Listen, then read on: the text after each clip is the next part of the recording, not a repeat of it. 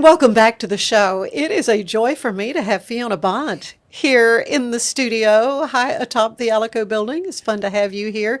Fiona, of course, the executive director of Creative Waco, kind of a founding, kind of got this thing off the ground. And we were talking about how long it's been since we visited about Creative Waco and just what having a creative arts district, what all this means for the city, particularly over the years that you've been involved with it. Now, 10? Yes, Can you we believe have it? been going for 10 years. And thank you so much for inviting me on. It's, yes, there have been some changes since we started Creative Waco, and even since I last had a chance to talk to you about what we've been doing. Yeah, well, so let's start with the newest first. So what's the newest thing you're doing? And we're going to get into all the different aspects of Creative Waco and even how it all got started. But there's like a new membership type thing you were telling me? Yes, we actually have launched. This was partly because I think now Waco has changed so much. Yeah. And even people who have lived in Waco a long time are always asking me, hey, how do I find out what's going on? How do I become part of this, this amazing blossoming cultural scene, which we're now seeing? There are 9 theatre groups. There are, Isn't that amazing? Yes. Just the number of theatre Just groups. in theatre, yes. Yeah. Lots of visual artists, lots of new murals, all kinds of things happening all the time. Like right now, we Falcon and Owl, who are one of our partners, they have an exhibition of one of the preeminent Cuban American artists who did an incredible performance with a live performance with an improvisational musician, painted a painting while the musician played, and then they auctioned off that piece, and the proceeds will go partly to support Creative Waco. Good. But all kinds of things like that are just kind of happening, and so people often ask me, how do I find out? Right, you what's hate to going read on? about it after the fact. You're Exactly. like, rats, I would have gone. So, and really, this was kind of a blending of two things, because we also have a number of people just saying, hey, how can I support all of the arts things that are flourishing in our community? So we came up with a simple solution to both. It's a membership program, and it's called Creative Spark. And if you become a member of Creative Spark, each month you get an email and then several invitations to a whole portfolio of events across every art form each month, and also a cohort of people to go to those events with. So we offer discounted tickets for theatre performances. Symphony has special deals. We have, all kinds of exclusive and VIP events.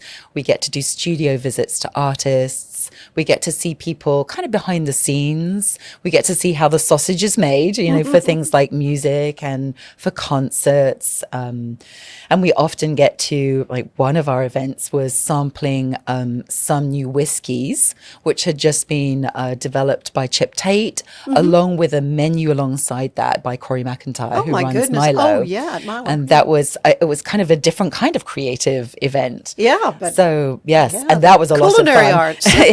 Culinary and yes, spirit arts. We called it Spirit of Waco. Arts. Okay. So all How kinds of neat things is like that? that. And often people, a lot of people are on their own or don't necessarily want to have to pull a whole group together to go and enjoy something. Right. And so Creative Spark is a way that you can dive into all of these events without necessarily having to find somebody to go with, because we've got a ready-made group. They get to know each other. It's a fantastic group. They're all movers and shakers, leaders in our community. So it's immense fun. We actually, we just had the film festival a couple of weeks ago, and so the Creative Sparks got to go to the VIP party. Yeah, that was loads of fun. Oh, Yeah. it was so much fun. And yes, so all kinds of fun. Well, fun so stuff. much that Creative Waco has done. Well, having Waco designated a film-friendly community at one point. That was, I think, 2017. So it's been a while back. Yeah. Well, and it turned out to be very prescient because the state of Texas has just awarded $300 million every biennium for the next 10 years to incentivize filmmaking. For Waco, because filmmakers then were taken all around lovely spots to decide to maybe shoot their film. A lot of the filmmakers from the film festival end up making their movies here Waco and Just McLennan fun. County. Not only is it fun, but it's tremendous for our economy. So, our mission as an organization is to really make sure that education to industry pipeline for things like film industry, music industry, fashion industry, all of those industries that are supported by creatives, that we have a pipeline for people to succeed, and also in creative careers. So, that if you are a budding musician, a composer, or a studio musician, you can have your career and your success right here. Same with visual artists, same with actors, writers, the whole gamut of creative careers and professions. We want people to be able to thrive here. And we want to be able to benefit from that. Oh yeah, it all works both ways for sure. When you and your family came to Waco, your husband with Baylor University Yes. in the religion department, I Yes, believe. he's a professor in New Testament. He's an Yeah. expert in the emergence of Christianity in Greco-Roman culture. Well, and so when you came and are reading an interview that you'd done with Wacoan a while back, because you were the 2020 Wacoan Yes, of the year. Wacoan of the year. I was Congratulations immensely honored. again for that front Thank cover you. and all that. But but Baylor had sort of been trying to woo your husband for a while, and you were like, not moving to Waco. Yes. And then you just sort of, well, let's give it a look. Let's give it a look. It was me that said, when he was saying, hey, there are some really good people working at Baylor. I think it's, a place I'd really be interested in looking. And I'm going, I don't know if I can move to Waco, Texas. I know it's maybe not so obvious, but I'm not originally from here. What was my first clue? Yeah. We were living in St Andrews in Scotland at the time. Beautiful medieval and city. you were working through Baylor with that, right? It was the Baylor. You were doing something with Baylor.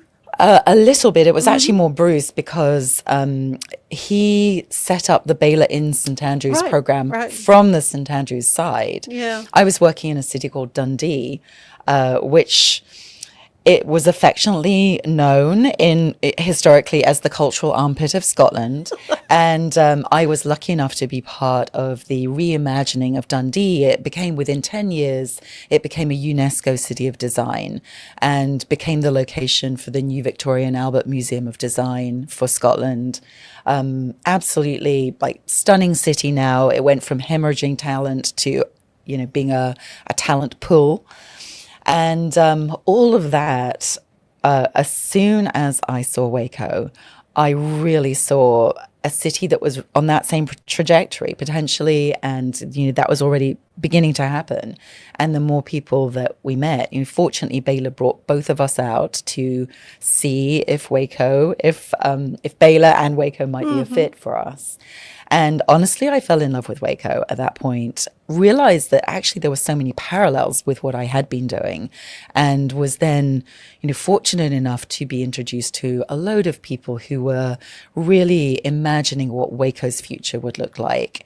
And because of the work I had done, I got looped into some of those conversations. I got to meet the incredible people who were already running, the symphony, the theatres, the arts festival, Doreen, of course, and the amazing work she's done over time, and the Arts Centre, of course, as well. So, I got to meet the creme de la creme of Waco's art scene very early on, and really realised that actually for a city this size, it was already punching above its weight. Right. That just wasn't part of the kind of identity, it wasn't kind of pulled together as this is actually somewhere that could be a cultural destination. It could be a place that people want to live, work and visit because of its cultural and artistic identity. And your experience there, just sort of preparing the way, because you'd seen what can happen, what can be done. Absolutely. Your very first job, though, out of college, you were conducting a poetry festival? Yes. I mean, that's pretty cool, getting to meet, amazing poets. And sometimes there are things that we get to do because we are not smart or experienced enough to say Just no. That's right. Okay, I'll do it. I was so young and so inexperienced, and I had no idea what I was getting into. I had run stuff before, and I'd run some mini festivals and camps and like all kinds of things for youth mainly. And when I had the opportunity to run this literature festival, I, without thinking too hard, I said, yes, of course I can do that. And suddenly found myself, surrounded by,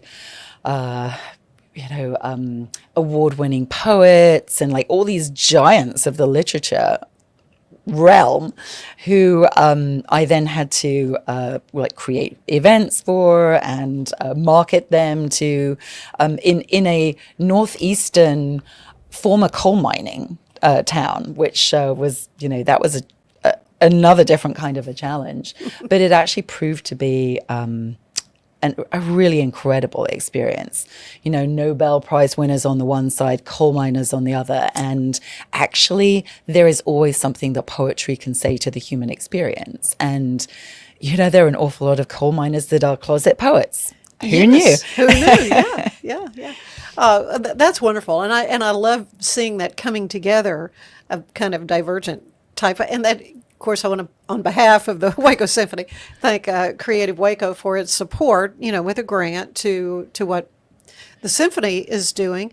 But again, kind of what we're trying to do is get different seats in those in those concert hall seats. Yeah. Well, and just like that work where, poetry did not seem like an obvious fit for some of the population that I was working with. I think, sometimes we forget that live music, and especially that experience of the symphony, there's a whole generation that has not yet discovered the magic of that, or are just in the process of discovering that. So one of the things that I think is just so engaging about the arts is it's always a moment of connection. Whatever we're experiencing, whether we're at an exhibition, whether we're sitting in a concert, whether we are experiencing a film, whether we are part of making something, it is always this opportunity to connect with something very profound that somebody is showing us through the way they're performing, through what they've written, through what they're presenting to us. And, we live in a society, especially post-pandemic, where connection has become kind of a forgotten skill in some ways. Well, and in a lot of ways, these things are keeping us more separated. Yes. And there's a lack of connection, as you say. Absolutely. And that shared experience is our way of finding commonality, finding trust, finding faith. I mean, all of the things that raise humans up and make us better tomorrow than we were yesterday are found in the arts. And that is, I love what I do because I love the arts. I find joy in it. But I think there's something really profound about making sure that we are reconnecting, re-engaging, and rather than seeing the world through the eyes of, we have to solve us and them, which I think is often like how our condition is characterized as humans. Life would be fine if they weren't the problem. The arts kind of cut through that and they inoculate us against seeing people who are not like us as being a problem, but inviting us into shared experiences where we become better because we understand from someone else's lens. I love that. That is profound. But I knew what you would have to share with us would be profound. So many things I want to talk to you about when it comes to how Creative Waco got started and all the different aspects of what you do. You got lots of things happening in the community, and we will get to that when we come back. So you stay with us.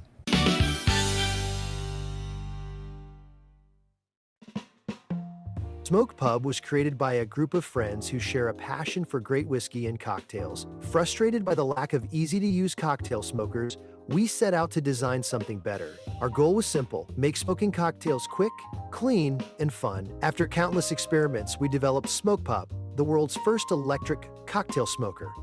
Join us on this exciting journey and discover the magic of Smoke Pub, where unforgettable cocktails begin. I just got my Colgate Advanced LED Whitening Treatment in the mail, and I am very excited to have dramatically whiter teeth in just 10 days. My teeth are going to be 6 shades whiter. The treatment is enamel safe and hassle-free. It's even designed for my sensitive teeth. Let's open it up. Inside we have the blue light whitening device. It's a charger for after-age treatment as well. There's a full 10-day supply, and it looks easy to apply. Order yours today at shop.colgate.com. This is the Sonos Arc Ultra, and this is what you need to know about. It represents one of the easiest ways to get into high quality home cinema without loads of cables and faffing around. And that's because the Arc Ultra provides full Dolby Atmos without any rear speakers thanks to its sound motion technology. And Sonos is actually calling sound motion one of the most significant breakthroughs in audio engineering in nearly 100 years. It's an amazing setup, it sounds absolutely fantastic. I love the absence of fat. If you're a Sonos person, there's a reason you're watching this video.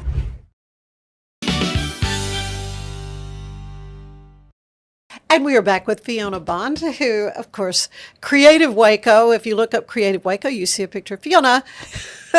And so let's talk about how it all got started. I know there was like some seed money help from both Cooper Foundation and Waco Foundation. Yes, absolutely. And so they were already kind of sensing, I bet, we need this. And then you show up into town. It's like, we got our girl now. I think we could do a thing. Yeah. Well, I was a risk because, you know, here I was, this crazy woman from the UK that lands in Waco and says, hey, I think I can help you do a thing.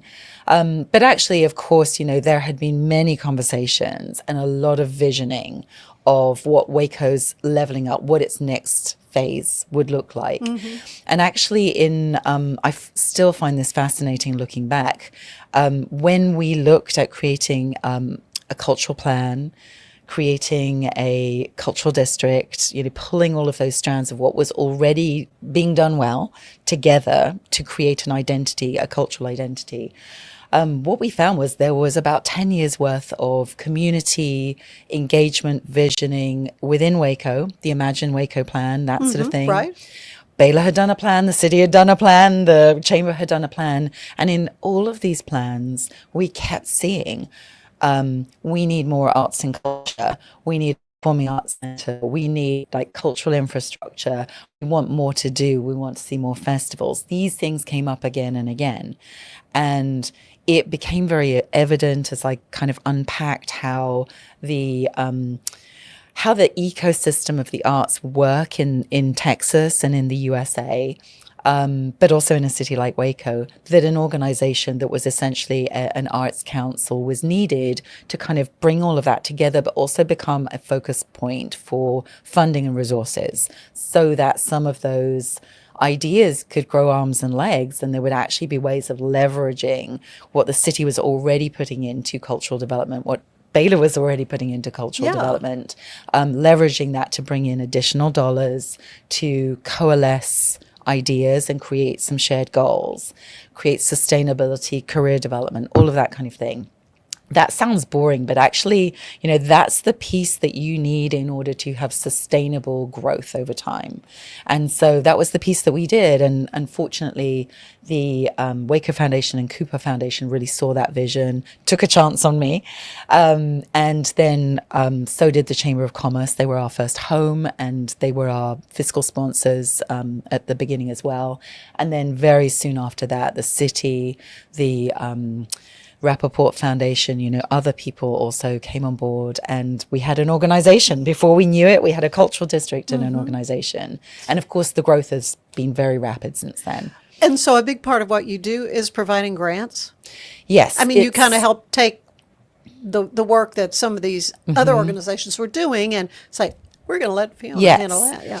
And there are a number of reasons that that's important to do, certainly pump priming for new ideas. We have two grant programs. One is for organizational sustainability for organizations like the Symphony, the Civic Theatre. That's so important. Absolutely. And where there's kind of an anchor organization that is kind of the beating heart of a particular art form. And we need to make sure that there's continuity there.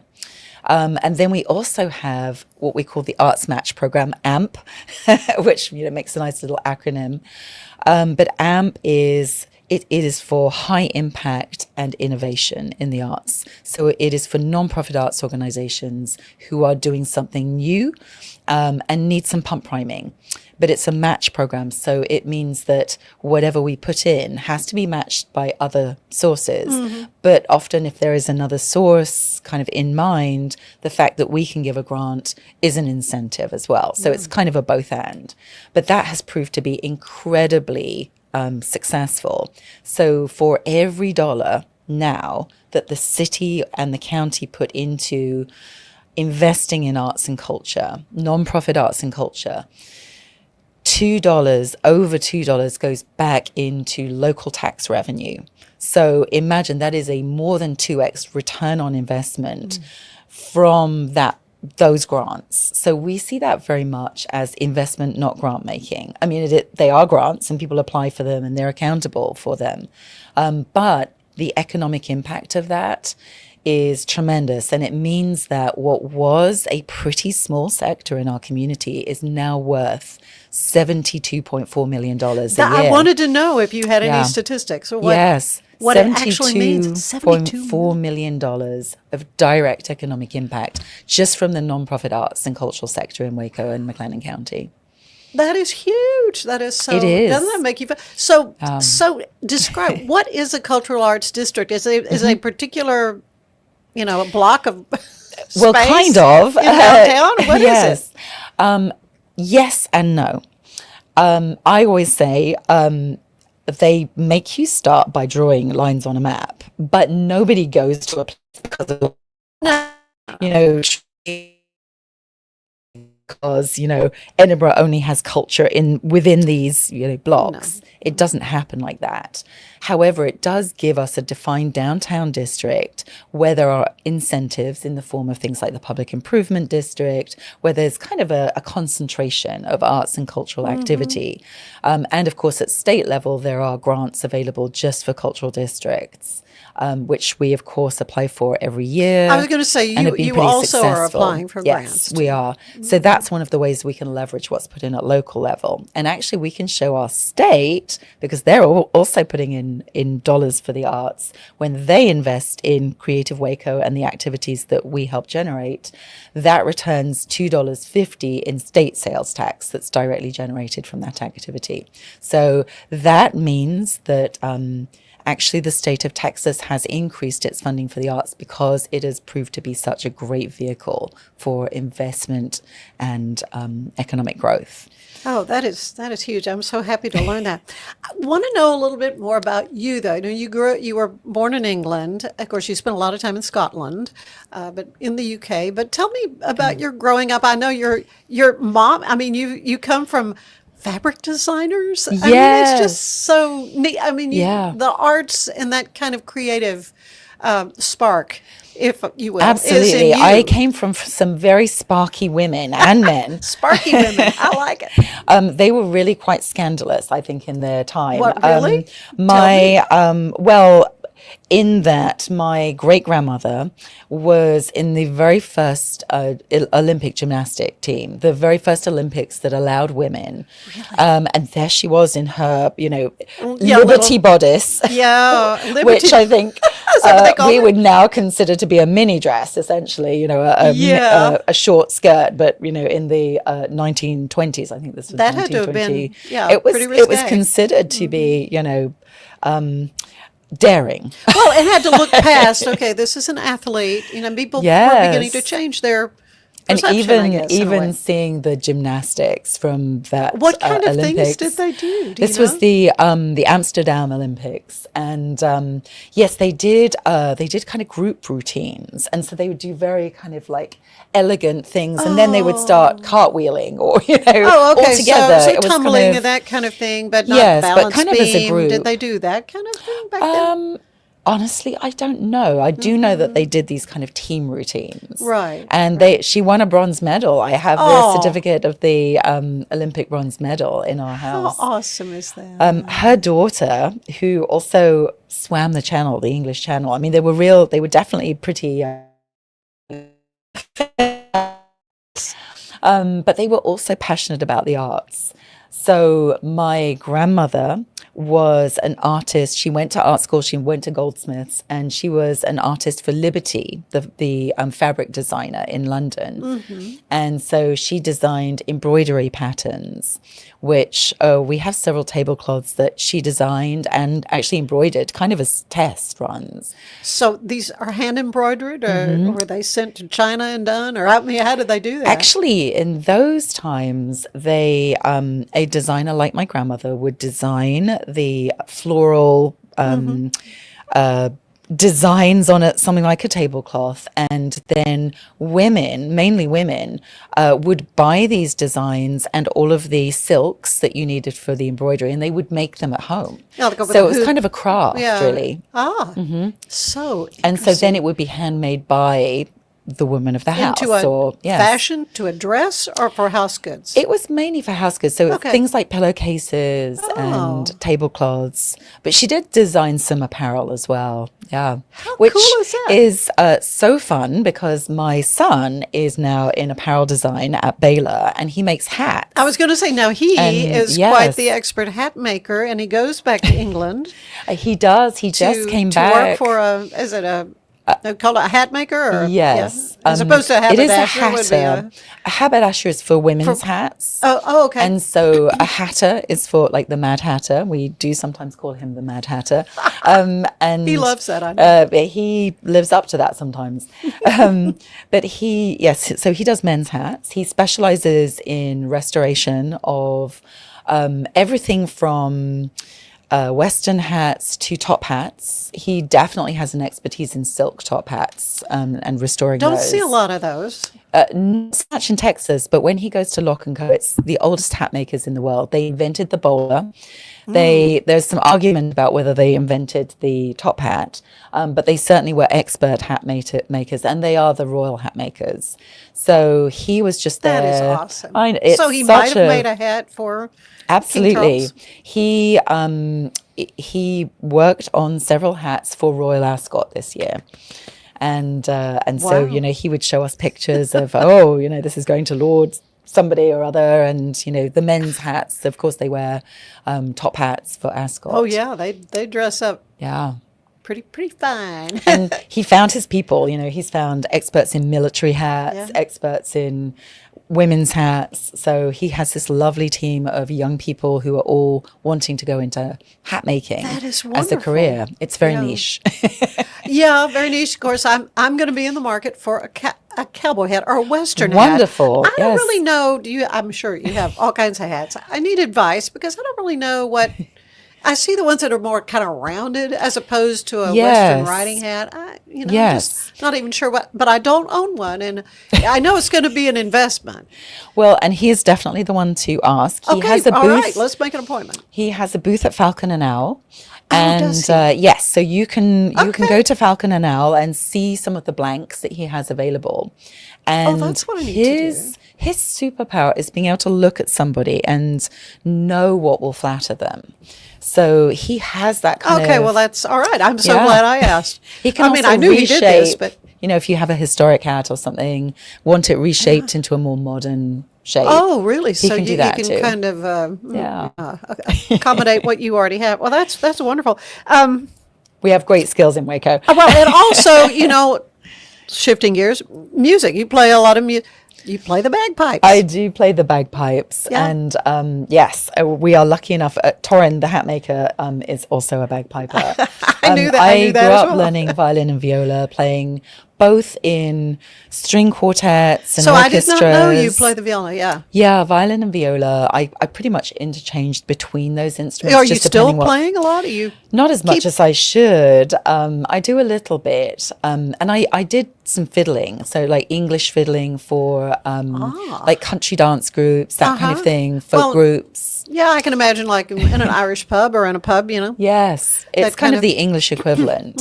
And, when we lived in Scotland, I did some Scottish fiddling too. And Torin, the bagpiping, hat making son, he also did some fiddling. He learned violin as well and did both Western and Scottish fiddling when he was pretty little. I love it. Well, now, of all the arts, do you have like a favorite? I mean, do you like the visual arts more, the music, Actually, I think not to ask your favorite child. yes, but no, and clearly have two boys who I love very much, and I cannot, clearly we do not have a favorite child, No. and just the same with the arts. What I would say is my favorite is seeing somebody who has passion and interest and expertise, being able to bring that to fruition in Waco, to develop that skill in Waco, and building audiences here around that. So while I don't really have a favorite art form, I do have a favorite kind of experience. And that is introducing people to an art form that they might not have encountered, or to a kind of expertise that they might not have encountered. And that is thrilling for both sides. yeah, that's good. I mean, that is true, because people do kind of get in their little ruts, Yes. and to be able to kind of Well, we have become aware of something. We have a carpet designer in Waco and I'm so curious to see her studio. And Who is this? she's actually married to one of the coaches in Baylor Athletics. She's And, a carpet designer. yes, a rug designer and carpet designer. And yes, imagine that as a creative spark event. Let's go and see a studio of designing Oh, carpets. yeah. Also, someone on my team makes rugs. She designs and hand makes rugs. And she's actually Right. had several artistic rugs displayed as part of exhibitions. So imagine that. We have these people in Waco. That is great. Of course, I think fall is coming up. Dia de los Muertos. Yes. You do help organize the parade, or what? We have an amazing team who are very experienced and authentically Hispanic and love organizing Dia de los Muertos. So they are part of our team. Eric Linares, who of course you know. Yes, right. Julie Cervantes. And then we have people like Roxana Robles, who makes amazing outfits for it. Nancy Pulsine. I mean, just this incredible group of extremely talented people who are like the core organizing group. So it will be November.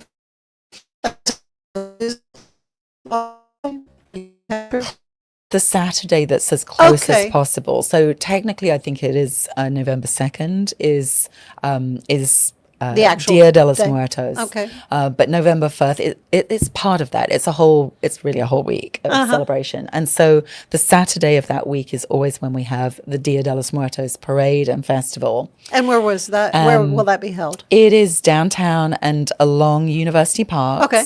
And at Indian Spring Park. So the parade is along University Parks, kind of from Indian Spring Middle School, kind of just from the far side of that, all the way along University Parks to Indian Spring. It is a feast for the eyes. I'm sure. Oh, It pictures is and things that I've seen. Yeah. gorgeous. And So is a it real cultural invitation. appropriation if someone who's not, if a gringo gets involved? So that Or was not? a question I had Yeah. because, clearly I am not Hispanic. And each year Roxana makes me an amazing outfit. Oh, isn't she and a I get wonderful fashion she's designer? incredible. Yes, right. And I get my makeup done by someone. So the response is this: it's an invitation. This is an invitation from the Hispanic community to participate. I love it. So as long as people do it with an attitude of respect and of really wanting to learn what it's about, really wanting to participate wholeheartedly, then it is not appropriation.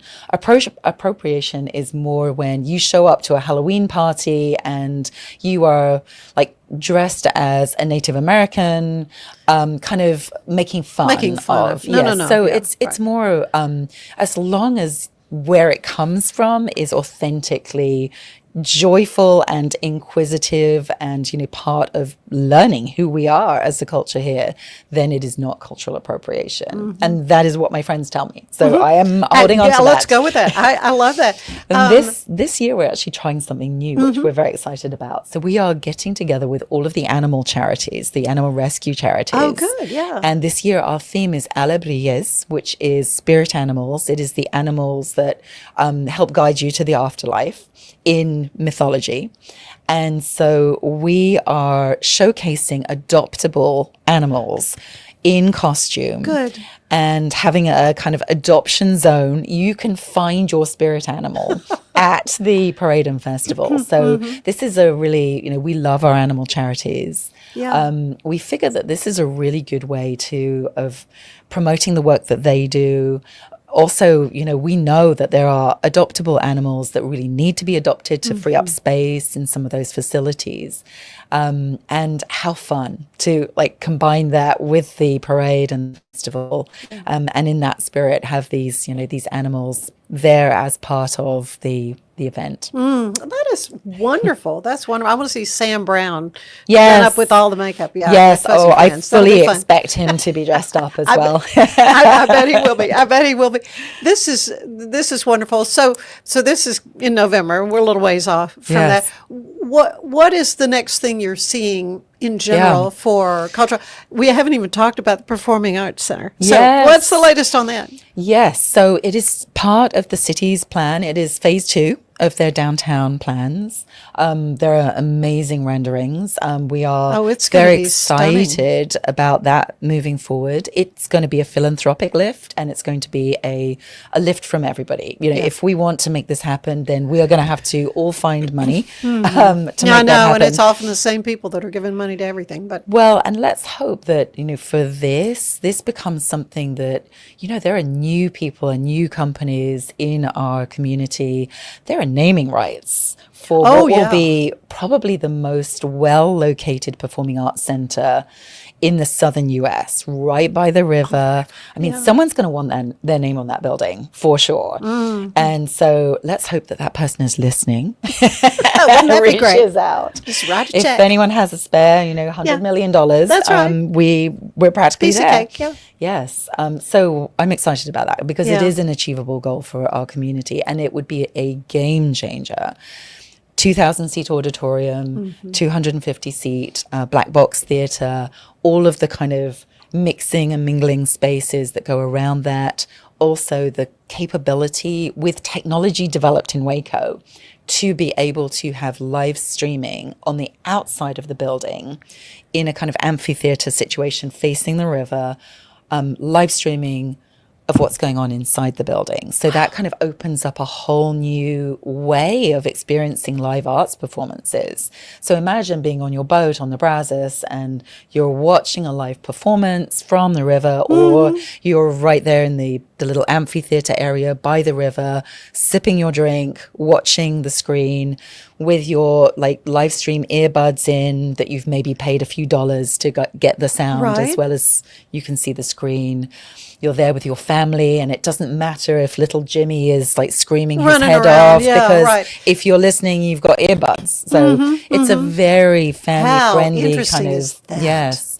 And so Waco would really be truly unique in having that kind of a facility. Yeah. It would also make us one of the best, if not the best, festival city in the southern US, because we would have this whole portfolio of spaces from the stadium all the way down to the convention center, including our outdoor spaces. Imagine a festival that takes in the stadium, the pavilion, the performing arts center, the parks, all along the riverfront. I want to see that happen for Oh sure. my goodness. Is there an idea? I mean, aside from the 100 million naming rights, we need, when it What might do we happen? need? Well, it does depend on funding. Yeah. So, how long is a piece of string? But now kind of is the moment, because now is when downtown Waco is developing.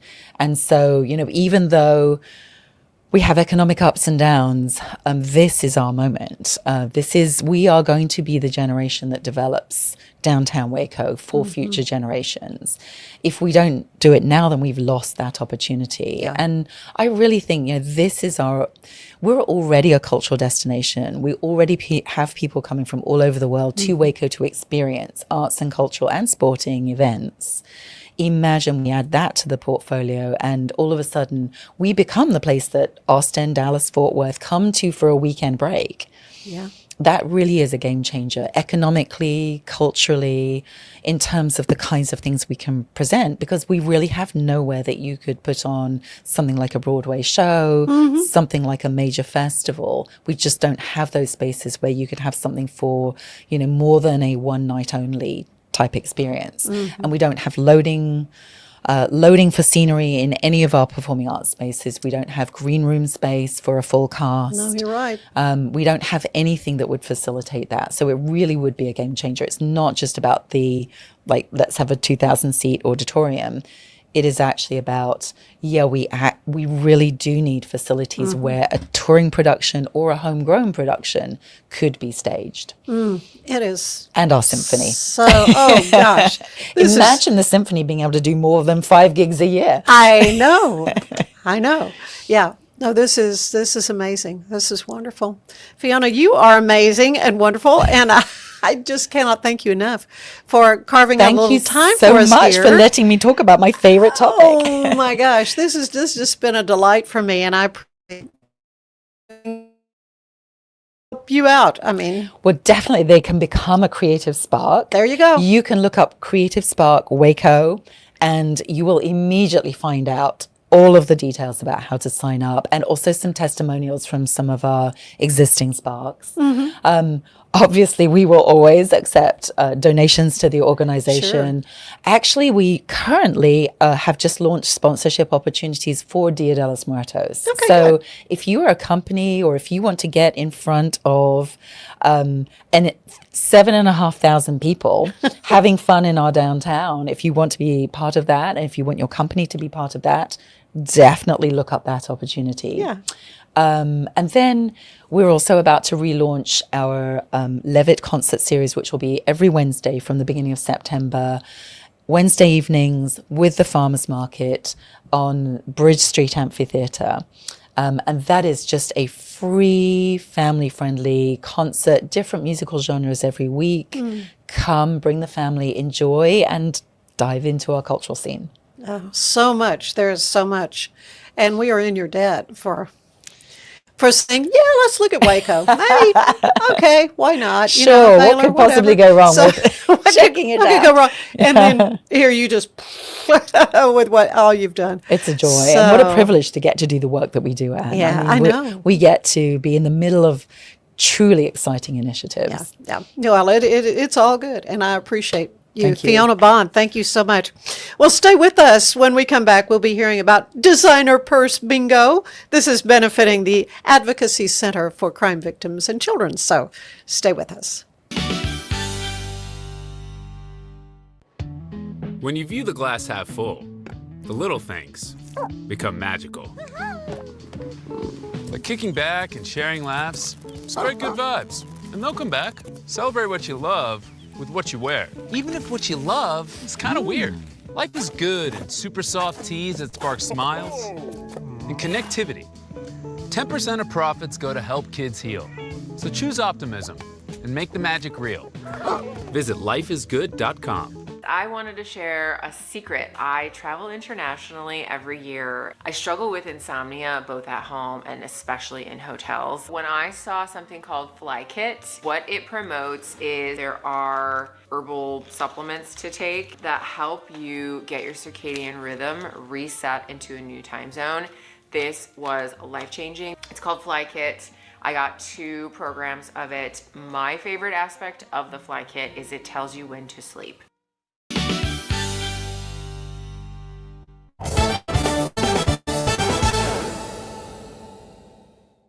Fabled Bookshop is celebrating 6 years with a practically perfect weekend of events. There is musical theater trivia night on August 22nd and a Mary Poppins story time on the 23rd. Themed giveaways, kite crafts, and festive drinks you do not want to miss this weekend at Fabled.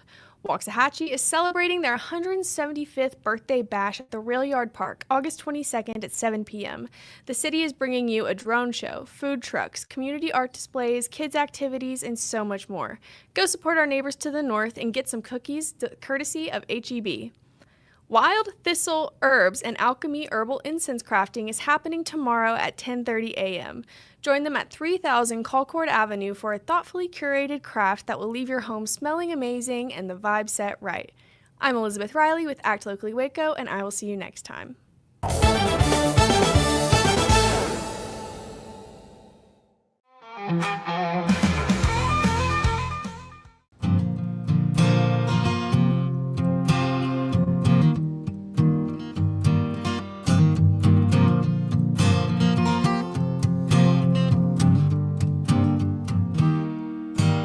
Pour me another glass of Maker's Mark and throw in an olive or two. No, it's just me, nobody else, not a care, not a chance, not a clue. Where I go from here, oh, for now I'll just sit on this creaky old wooden stool. I'll muster more charm with each vanishing glass and make believe I'm not a fool. Could this be true? I'll make a deal with you. Don't let me drive. Send a message or place a call. I promise to try not to drain every bottle up on that wall. I'll handle my heart. You keep me alive. Just don't let me thirst, don't let me remember, and don't let me drive.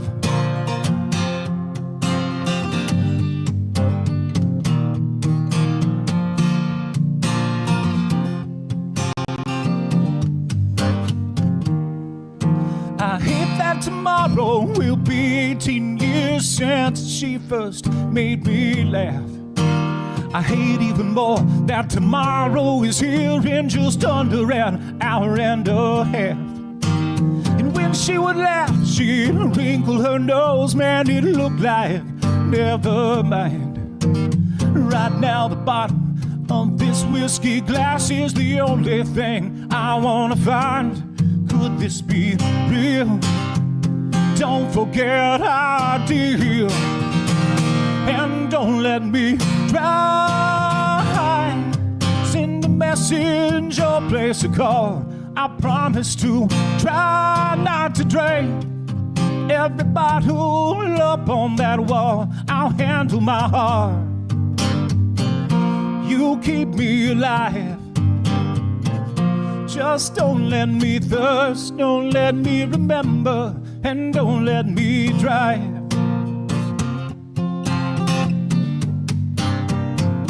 I'm counting on you to help pull me through. No, don't let me drive.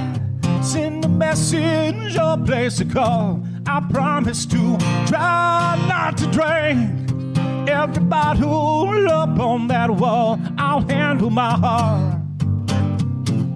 You keep me alive.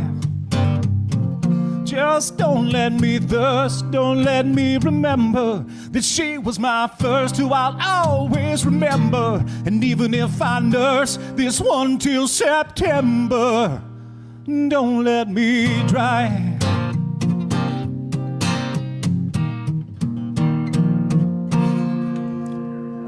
Thanks.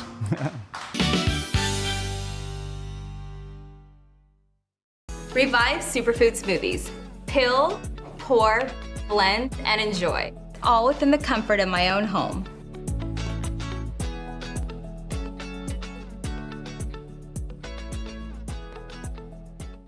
Revive Superfood Smoothies. Peel, blend, and enjoy. Fast and easy, and I'm out the door.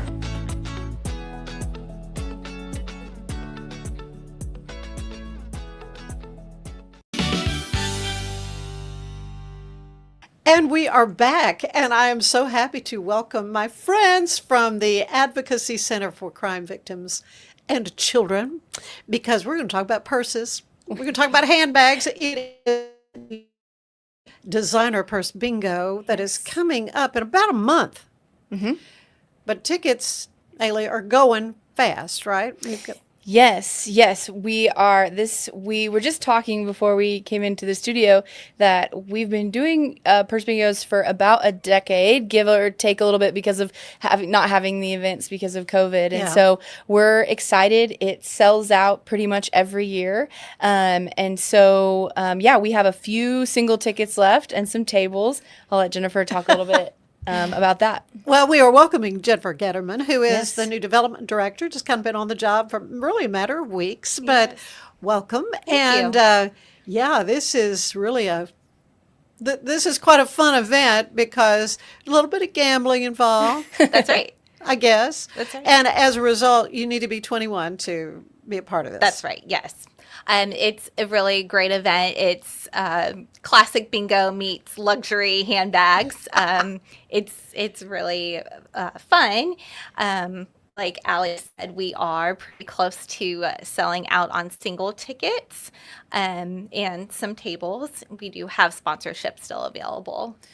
Yeah, so part of your sponsorship is to help underwrite the cost of the handbags. Yes. Because these are not just your typical, No. what you might find at Target. Yes. No. They are designer bags. We have Louis Vuitton, the Never Full bag. That is our luxury raffle this year. But then we offer some bags from Tory Burch, Coach, Michael Kors, the Moncleaf bag right here, Kate Spade. So we have a great selection of bags. So about how many do you bingo off? We have about 15. We'll do about 15 rounds of bingo, and Okay. then some rounds where you have an opportunity to win. We'll offer 2 bags, so there'll be 2 winners for that event. And there'll be one round, a blackout round, where everyone at the table wins a purse. What? Yeah. So there's lots of exciting, fun games like that. There's pull tabs. There's a silent auction happening.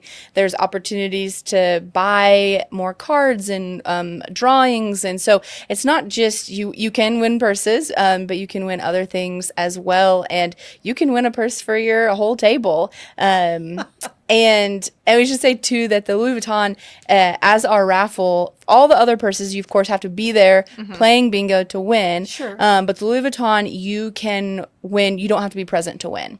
So you can purchase raffle tickets online on our website. You can contact Jennifer to purchase them. And then if you, we would love for you to be there the night of the event. It's always more fun when someone who's there gets to win and we get the hand in the bag. Screaming. Yes, but we have had winners who were not there, and so if you would like your chance at a bag at the bag, you don't let not being able to attend keep you from purchasing some tickets. Well, this is a Sunday afternoon event. That's right. Or late afternoon, right? Yes, it's Sunday, September 21st. Doors open at 1 o'clock, and then bingo starts at 2:30. All right. Kendra Scott will be there with the pop-up shop. Really? And then we call them Lucky Ducks, and it's kind of like a mystery box. So we are offering purses, jewelry, accessories, so you can purchase those and then kind of be surprised with a gift. Well, it's fun. What a fun event. I mean, there's refreshments, there's Absolutely. desserts. I know you've got some wonderful sponsors already. We do, You want to yes. share La some? Fiesta is our catering, and Good. then Fox 44 and the Zimmerman Law Firm are our dessert sponsors. Blooming Gals is our floral Oh, yeah. sponsor. So Yeah, so generous. I mean, all of these wonderful sponsors already, but do and National Bank of Central Texas is our photo booth sponsor, but then we also have we still have a presenting sponsor available, a bar sponsor, several sponsorships still available. So there are opportunities. right. And of course, your premier handbag, right? Yes. That So- still has not got a sponsor yet. That's right. There's Okay. still not a sponsor for that. And it's the value of the bag is $2,400. Yes. Wow. Yes.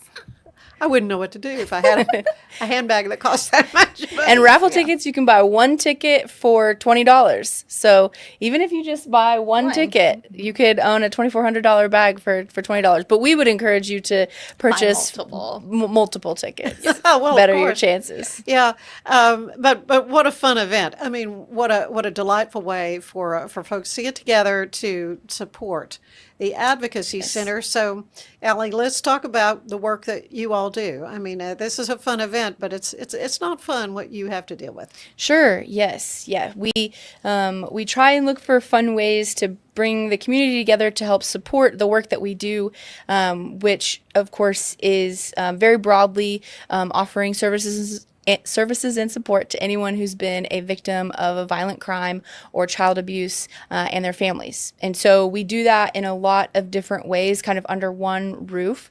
Any child who is abused in our 6-county service area comes through our doors if there's a report made to CPS or law enforcement. So we kind of help them and their families through the investigation process. We offer medical exams. Dr. Sue Battle, I know, has been on your show before. She is our child sexual abuse medical examiner.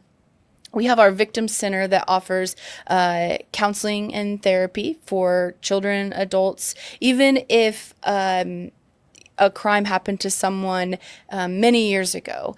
We have older adults in their 80s even receiving services for abuse that happened to them when they were a child, So we have therapy and counseling. We also have a 24-hour crisis hotline for anyone who has experienced sexual assault, and our staff respond to both local hospitals here in Waco to accompany those folks through their sexual assault forensic exam and through that process. And then while all of that's going on, our prevention and education department is working in our schools and in our communities to help prevent all of that happening in the first place, offering really creative programming and opportunities for youth and for adults and for students to engage in violence prevention work and activities. So we're kind of trying to address violence at every point. We're responding to it in the emergency when it happens. We get the honor of walking with people as they heal from that act of violence, and then we are also working to prevent it from happening. So. Oh yeah, what a all-encompassing work that you're doing, and it's so necessary. Wish it were not necessary. I've said that before, but a big part of that is going through the whole judicial process. If the perpetrator, hopefully that person can be caught and prosecuted, but that's a whole nother trauma then for the victim and the family. Yeah. We work really, really closely. We use a multidisciplinary team model. What that means is that each week we are meeting with law enforcement, CPS, the district attorney's office, anyone who sort of has involvement in a child's case, to make sure that that child and their family are receiving all of the services available to them, and to have all those professionals in one room kind of working on that case together. And so for counseling, it's not a limited number of sessions. And one of the reasons it's like that is because a child who has experienced abuse often needs counseling right after that's happened, right? Right after they first start coming to use our services. But then when it goes to trial, if it does, you're correct. A lot of times they're remembering what happened. They're having to talk about what happened again. And so then they can come back, and they often do come back to receive counseling again to kind of help them through that as well. Yeah, all this support, though, it costs money. And hence we're raising money. And Jennifer, just briefly want to find out what brought you to the Advocacy Center, to this job. Last time I think we talked was back at the TV station, and you were with the Junior League. Yes. We were doing Deck the Halls. Yes. So I've always had a passion for volunteering. Yeah. And volunteered with many organizations around town. And my focus had always been kind of on fundraising, fund developing, marketing, advertising, and this position opened up, and I just felt that it would be a good fit and a calling. So I'm lucky to be here and learning all the things. And Well, yeah, and what a fun first Yes. event for you, and that's Yes. Designer Purse Bingo. Yes. Again, this is going to be on Sunday, September 21st at Lee Lockwood, and this is the downstairs. Of course, That's right. wonderful place because great parking, one level. It's just, it's a terrific venue for this event. Must be 21. That's right. Yes. And you need to have a ticket. So Yes. how can folks get a ticket or buy a table? Sure, they can visit our website and purchase tickets on our website, or they can call and ask to speak to me, and I can help walk them through their steps to purchase tickets. Yeah, this is the Advocacy Center for Crime Victims and Children. Aleigh Ascherl, thank you so much. And Jennifer Getterman, good to have you aboard. And when's the thank next you. event after we do this? I mean, we're Mardi Gras ball. all right, Mardi Gras ball. Yes. Yeah. Well, so we'll be back. Oh, absolutely. Well, thank you both. Thank you Thank so much. We you. appreciate Thank it. you.